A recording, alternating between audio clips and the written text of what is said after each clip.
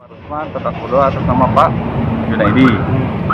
Terus Jadi menurut kita bagaimana Gimana dari keterangan terdakwa itu? hasil pemeriksaan terdakwa 1 sebagai PPK menerapkan yang diperiksa dari awal terbukti pembuatan HPS, terus pelaksanaan kegiatan sampai dengan pembayaran, sampai dengan berakhirnya kontrak tanggal 31 Desember. Kalau yang ini, yang terdakwa 2 cenderung mengakui semua kesalahannya bahwa itu cuman dipinjam berkas-berkasnya dan yang melaksanakan adalah saudara Sastra. Gitu ya. Terkait keterangan terdakwa ini mendukung dakwaan kita atau gimana? Kalau terdakwa 2 jelas mengakui perbuatannya dan mendukung pembuktian. Alat bukti sebagai terdakwa. Kalau terdakwa 1 si Rusman, unsur di pasal itu adalah memperkaya diri sendiri atau orang lain. Nah, yang bertanda Menerima berapa Kak? Memperkaya diri sendiri? Tidak ada, jadi tidak ada di situ terima berapa. Tapi kan memperkaya orang lain termasuk unsurnya juga. Berarti agenda besok tuntutan? Agenda hari Selasa nanti tuntutan. Ya. Untuk keterangannya sendiri dalam persidangan tadi bagaimana? Secara gamblang terdakwa tidak tahu sama sekali bahwa PT Palkon itu cuman nama, cuman profil. Yang bekerja adalah PT Karyatama Safira. Memang benar dan diakui oleh terdakwa Junaidi, dia tidak pernah memberitahu kepada Pak Rusman selaku PPK. Oke, jadi terkait hal tersebut, bagaimana kita menanggapi itu terkait klien kita yang dijadikan terdakwa? Nah, kita kita minta bebas. Jadi seperti kata Hakim bilang tadi, Junaidi mengakui semua yang dilakukannya, dia mengakui, tapi Hakim bilang, kamu mengakui tapi ada menyeret orang lain, bagaimana nasib orang ini? Itu kalau ke PPK cuman ada ini aja, ketidaktahuan, tapi bukan ketidaktahuan PPK, tapi itu ketidaktahuan dari Pokja, bukan ke PPK.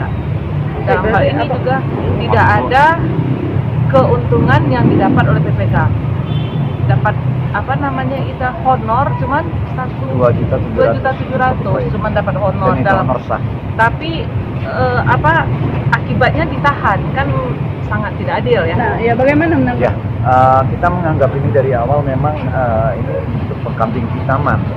Jadi dari seluruh pemeriksaan dari awal sampai akhir sampai pemeriksaan terdakwa tidak satupun keterangan saksi yang menerangkan adanya keuntungan atau keadaan yang memperkaya seseorang, termasuk klien kita. Tidak ada satupun. Jadi tidak ada yang dikayakan, tidak ada yang diuntungkan. Dari terakhir sampai keterangan terdakwa, itu yang pertama. Dan yang kedua adalah terkait apakah klien kita melakukan suatu perbuatan melawan hukum dalam proyek ini, seperti yang dia dijadikan terdakwa.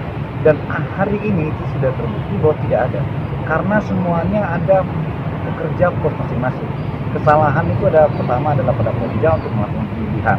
Nah, itu adalah pekerjaan Pokja, bukan klien kita. Termasuk hal yang seperti diterangkan tadi bahwa dalam hal adanya pinjam bendera atau cuma nama balkon tapi menunjukkan bendera, itu kita tidak tahu.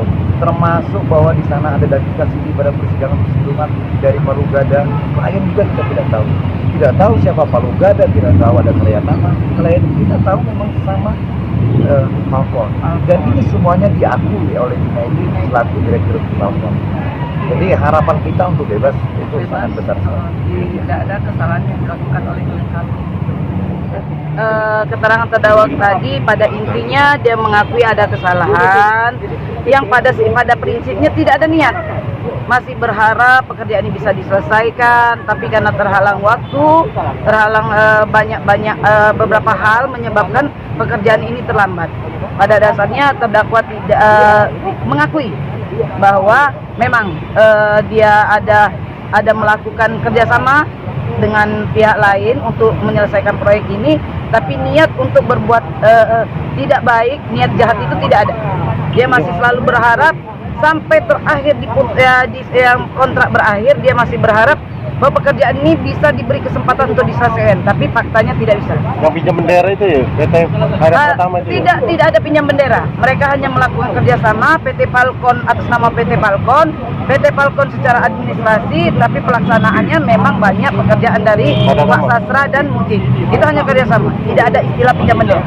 Ini kan secara tidak langsung Pak Junaidi mengakui ya memang ada kesalahan walaupun tidak diniatkan. Dengan pengakuan jujur ini harapan kita bagaimana? Apakah dapat meringankan hukuman dari Pak Junaidi atau bagaimana? Kami berharap majelis hakim yang mulia melihat niat baik, tidak ada sedikit pun niat jahat dari klien kami untuk merugikan negara. Bahkan dia rela mengeluarkan uang pribadi agar seperti ini negara tidak rugi. Kami berharap ada keringanan. Majelis bisa melihat ini sebagai salah satu itikat baik dia, supaya diringankan hukumannya, kalau memungkinkan untuk dibebaskan dengan ada solusi yang lain. Seandainya kerugian atau segala macam, kalau itu kami sanggup, maka kami bersedia.